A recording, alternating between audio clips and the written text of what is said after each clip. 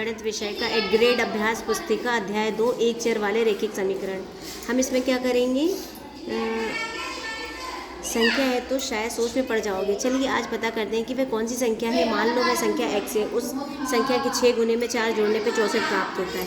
6 गुने में तो 6 गुना कर दिया, 4 जोड़ दिया 64। ये क्या मिल गया हमें, एक समीकरण, जिसे हम अंकगणितीय व्यंजक भी बोलते थे। अब इसमें जो x है वो चर राशि होती है और ये जो संख्याएं हैं इसे अचर राशि बोलते हैं। इसको बोलते हैं हम बायां पक्ष और इसे बोलते हैं दायां पक्ष। दायां पक्ष, बायां पक्ष। इस सवाल को हम इस तरीके से हल करते हैं और इस तरह से उसका हल प्राप्त होता है।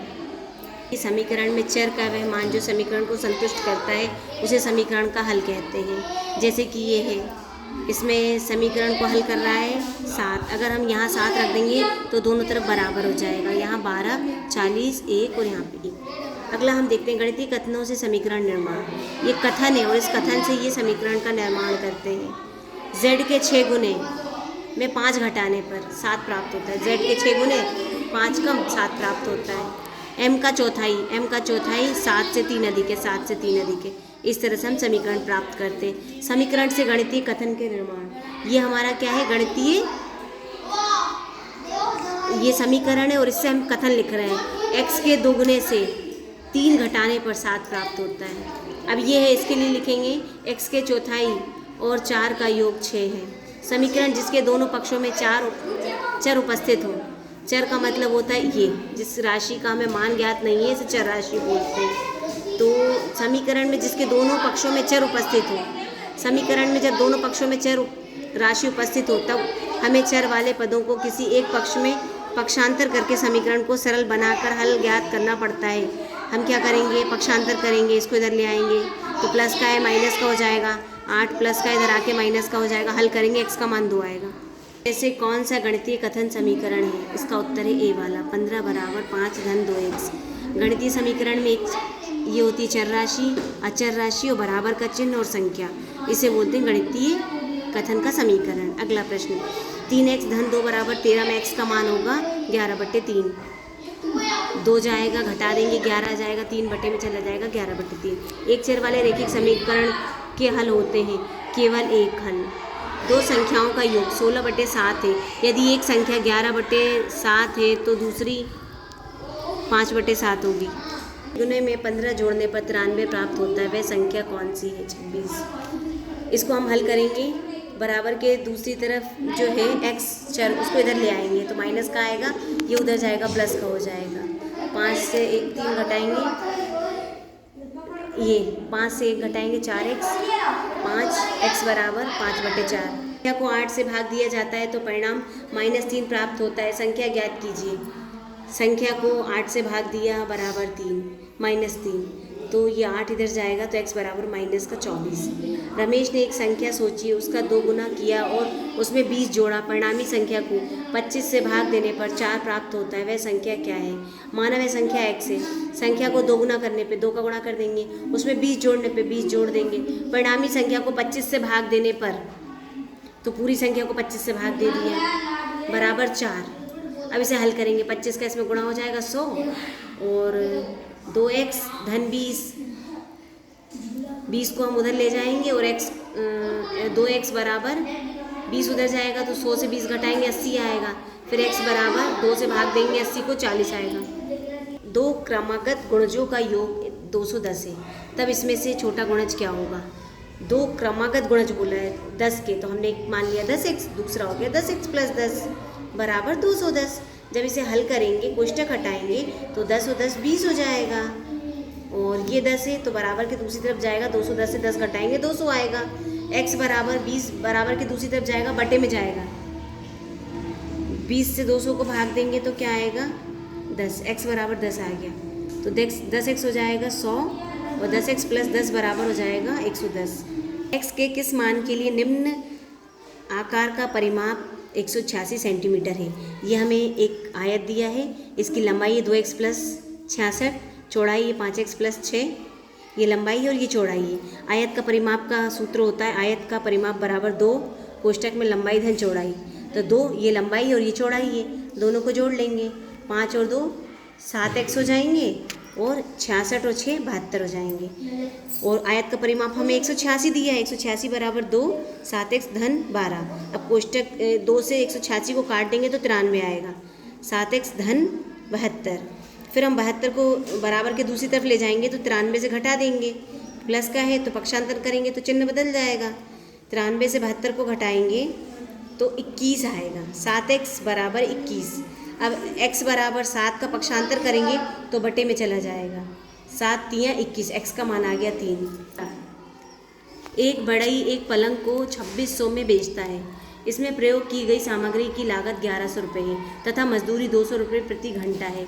बढ़ई ने कितने घंटे में पलंग का निर्माण किया? पलंग का कुल विक्रय मूल्य है 2600 रुपये, सामग्री की लागत है 1100 रुपये, मजदूरी दर कितनी है 200 रुपये प्रति घंटा। कुल मजदूरी विक्रय मूल्य से हम सामग्री की लागत घटा देंगे तो यह जाएगा 1500 रुपये। मजदूरी कितनी हो गई? 1500 रुपये। लेकिन उनने पूछा कितने घंटे काम किया है, तो कुल मजदूरी बटे प्रति घंटा मजदूरी, 1500 में 200 से भाग दे देंगे, उत्तर आएगा 7.5, मतलब 7 घंटे और 30 मिनट। हल करना है तो कैसे हल करेंगे? चर राशि ये एक तरफ कर लेंगे, इसे दूसरी तरफ कर लेंगे, तो हम इसका पक्षांतर करेंगे तो -z/3, इसका पक्षांतर करेंगे माइनस का है तो इधर आके प्लस का हो जाएगा।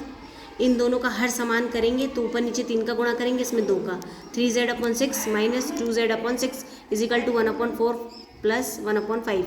इन दोनों का एलसीएम ले लेंगे 6 और 3z से 2z घटा देंगे। जब हर समान हो तो इस तरह से हम घटाते हैं।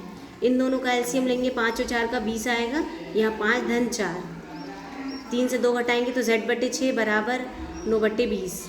अब z को यहीं रहने देंगे, 6 को बराबर के दूसरी तरफ ले जाएंगे और हल करेंगे तो z बराबर 27/10 आएगा।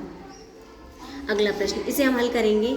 सबसे पहले कोष्टक को हटाएंगे, कोष्टक को हटाएंगे तो इस 2 का अंदर गुणा हो जाएगा, माइनस का 4x माइनस माइनस प्लस हो जाएगा, 14 बराबर 6x माइनस का 2 प्लस 7/2।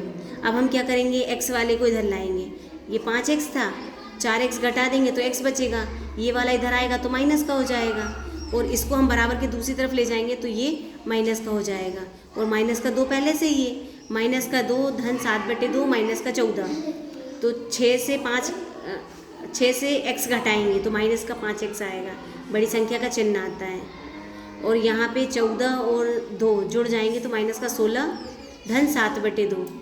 फिर इन दोनों का एलसीएम लेंगे तो आएगा 2, 16 दूनी 32 माइनस का 32 धन 7, 32 से 7 घटाएंगे तो माइनस 25/2 आएगा। फिर इस -5 को ये लिखा, माइनस से माइनस कट जाएगा, 5 से 125 को काटेंगे तो 5 दूनी 10 हो जाएगा, 25 है ना, हाँ 5 आएगा, तो x बराबर 5/2, x का माना जाएगा 5/2। अगला प्रश्न, एक माँ और उसकी 2 पुत्रियों ने एक कमरे का निर्माण 75,000 में करवाया। बड़ी पुत्री ने अपनी माँ द्वारा योगदान की गई राशि का 3/8 भाग योगदान में दिया तथा छोटी पुत्री ने अपनी माँ द्वारा दी गई राशि का 1/2 भाग योगदान दिया। तीनों ने पृथक पृथक कितनी धनराशि का योगदान दिया? माँ और 2 बेटियों का कितना है? 75,000 रुपये। माँ का योगदान कितना था? 3/8x। छोटी पुत्री का योगदान कितना था? तो 1/2x। बड़ी पुत्री का x, तीनों को जोड़ लेंगे बराबर 75,000। तीनों को जोड़ेंगे तो 15x बराबर 75,000 इंटू 8 आएगा, ये जो बटे 8 था ना ये आ जाएगा। अब हम इसे हल करेंगे, x बराबर 75,000 बटे 15, तो x का माना जाएगा 40,000, x आ गया 40,000। तो माँ का हिस्सा 3/8 इंटू x, 40,000 रखेंगे और काटेंगे तो ये आ जाएगा माँ का हिस्सा 15,000। छोटी पुत्री का x/2 था तो 40,000/2 बराबर 20,000 आ जाएगा। तो छोटी पुत्री का 20,000, माँ का 15,000 और बड़ी का 40,000। समीकरण मॉडल दिया गया, ये समीकरण मॉडल है। यहाँ पे एक गिलास बराबर x है और एक माइनस मतलब ये चिन्ह है, एक प्लस मतलब ये चिन्ह है। तो ये देखिए 5x है तो 1x क्या है? गिलास, तो 5 बना दिए 5x हो गया। माइनस का 6 तो ये 6 चिन्ह बना दिए, बराबर 4 के लिए 5 धन का चिन्ह बना दिए। अब हमें इसके लिए बनाना है तो हमने y बराबर मान लिया, एक फूल बराबर y, तो 7 है तो 7 फूल बना दिए, जोड़ का चिन्ह। 14 है तो 14 धन के चिन्ह बना दिए, बराबर 7 धन के चिन्ह तो 7 धन के चिन्ह बना दिए। अगला प्रश्न, हमने ये वाला समीकरण है हमारा 5x - 6 + 6 बराबर 4 धन 6। तो हमने मान लिया एक इमोजी बराबर x। अगर एक इमोजी x है तो यहाँ 5x है तो 5 इमोजी बना दी, माइनस का चिन्ह। 6 है तो 6 माइनस बना दिए, जोड़ का चिन्ह। 6 है तो 6 धन के चिन्ह बना दिए, बराबर। 4 है तो 4 धन के चिन्ह बना दिए, धन। 6 है धन के चिन्ह तो 6 बना दिए, 6 है तो 6 चिन्ह बना दिए। ये इसका मॉडल दिया है।